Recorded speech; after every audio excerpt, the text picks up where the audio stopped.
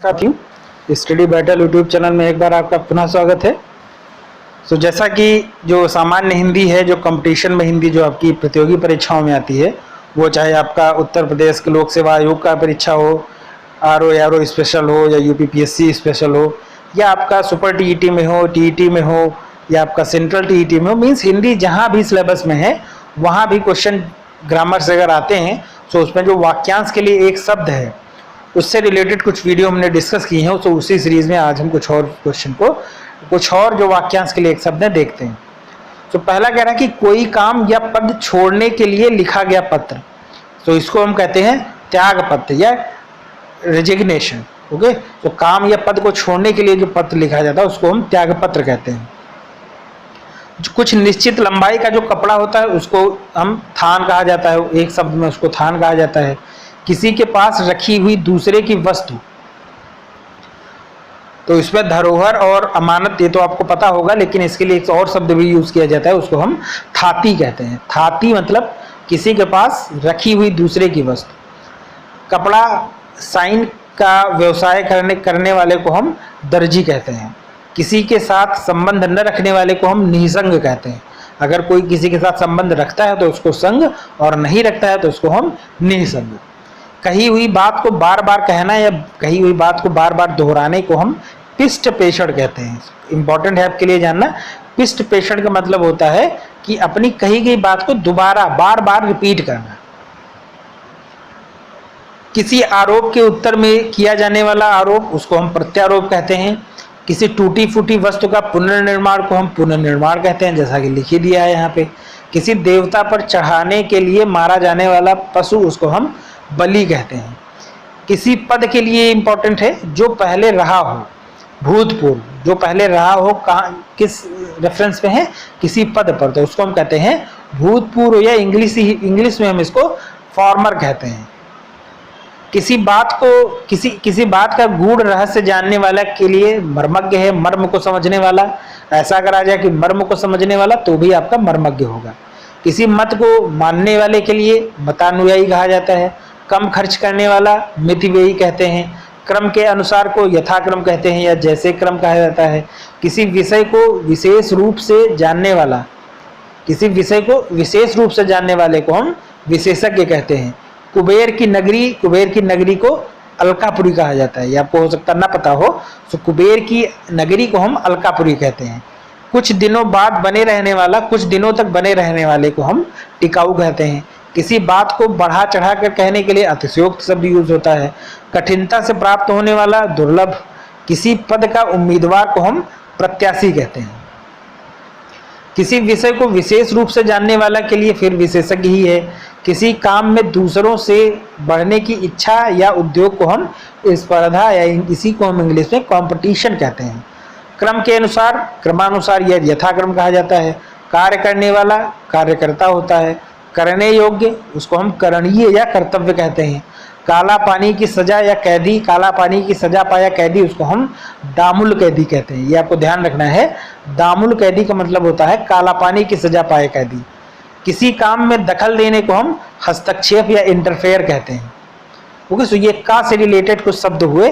अब हम खा से बनने वाले जो इंपॉर्टेंट वाक्यांश के लिए एक शब्द है उसको देखते हैं। सो खाने से बचा हुआ जूठा भोजन को हम उच्चिष्ट कहते हैं। ये काफी इंपॉर्टेंट है और थोड़ा अलग भी है। ओके, सो बचा हुआ झूठा भोजन जो होता है उसको हम उच्चिष्ट कहते हैं। खाने योग्य पदार्थ को हम खाद्य कहते हैं। खाने की इच्छा, ओके, उसको हम बुभुक्षा कहते हैं। खून से सना हुआ या खून से रंगा हुआ के लिए रक्त रंजित। खेलने का मैदान को हम क्रीड़ा स्थल कहते हैं। फिर गाक से जो इंपॉर्टेंट शब्द बनते हैं, गिरा हुआ जिसको हम पतित कहते हैं। घर या बसाकर स्थित रहने वाला, घर बसाकर रहने वाले को वो गृहस्थ कहते हैं।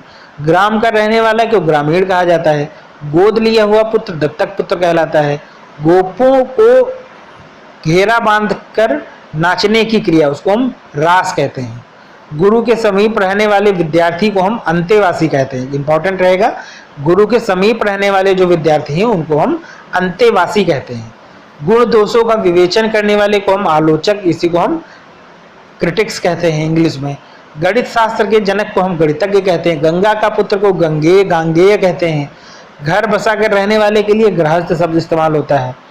ओके, घास छीलने वाला के लिए जो शब्द इस्तेमाल होता है उसको हम घसियारा कहते हैं। घास खाने वाले को तृणभोजी कहते हैं। तृण मतलब घास होता है और भोजी मतलब भोजन करने वाला या खाने वाला, उसको हम तृणभोजी कहते हैं। घूस लेने वाले के लिए जो शब्द इस्तेमाल होते हैं, रिश्वत लेने वाले के लिए घूसखोर या रिश्वतखोर। घुलने योग्य पदार्थ को हम घुलनशील कहते हैं। घृणा करने योग्य घृणास्पद कहते हैं। घृणा करने योग्य के लिए जो शब्द इस्तेमाल है उसको हम घृणास्पद कहते हैं। घर के ऊपर, सबसे ऊपर के खंड की कोठरी को हम अटारी कहते हैं।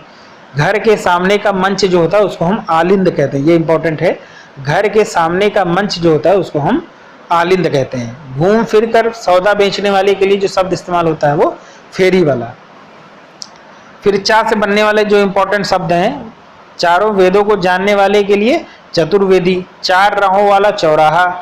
चेतन स्वरूप की माया, उसको हम चिद्विलास कहते हैं। चिद्विलास कहा जाता है।